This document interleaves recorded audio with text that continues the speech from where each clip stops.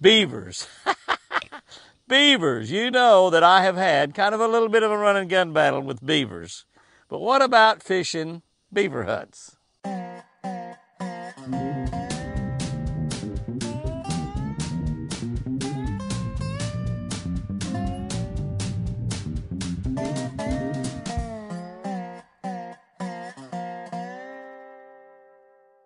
Good morning, guys and girls. I mean a beautiful, beautiful, beautiful morning.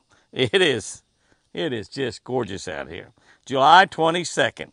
We're going to be looking at, well, I'm going to tell you what. I'm going to read this scripture, and I'm going to let you guess what book it's in. Some of you will get it right off the bat. I gave Chris this test earlier. She failed. No, she'll get on to you if I tell you that. So don't be telling her I told you that. God gave these four young men wisdom and the ability to learn many things that people had written and studied. God gave these four young men wisdom and the ability to learn many things that people had written and studied.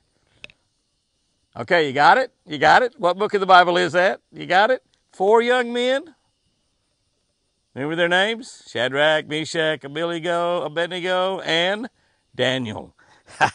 Daniel 1:17. You know the great thing about these four young men, they changed their name. They changed their name from their Jewish name. They were taken captive to Babylon, and but they never gave up their God. They never gave up their trust. They never gave up their faith. And these three young men, three of the four, got thrown into a den of lions. No, that was Daniel got thrown into the den of lions. The other three got thrown into a fire. That's right, a fire. Daniel in the lion's den and these four young men in a fire, a burning fire. Nothing happened to them because they trusted their God. Let's see what I wrote about that. That's pretty good. Some fishermen have extraordinary ability, while others struggle to catch fish no matter how hard they work at it. Anyone can become better at anything if they work hard, but achieving the top level takes more effort. Quite honestly, being a top fisherman is a gift from God. I've said that over and over for years. There are certain fishermen that just have that built-in godly gift of catching fish and being able to figure them out and find them.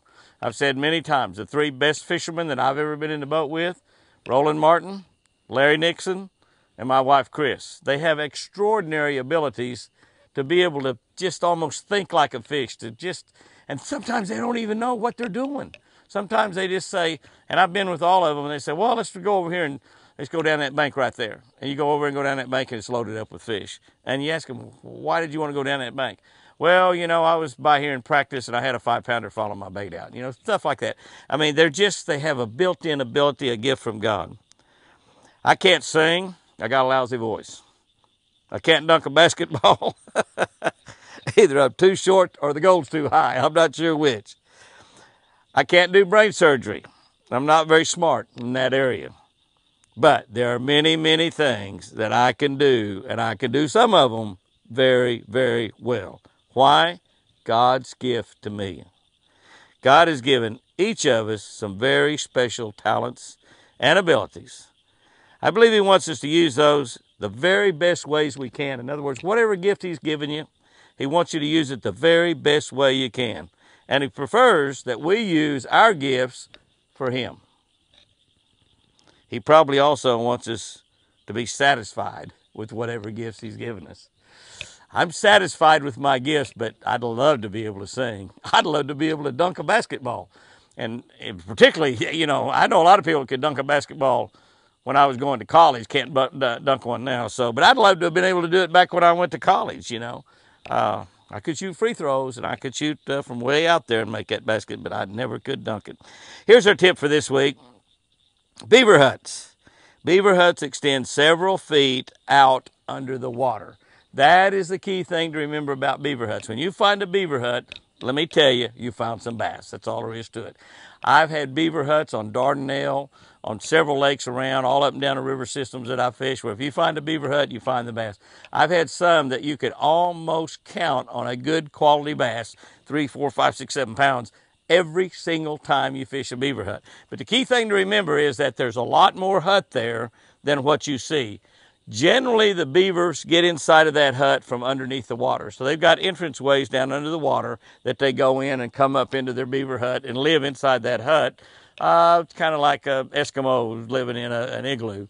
And they're in there, they're dry, they're out of the weather, they're out of danger, they're just completely safe once they're inside that hut.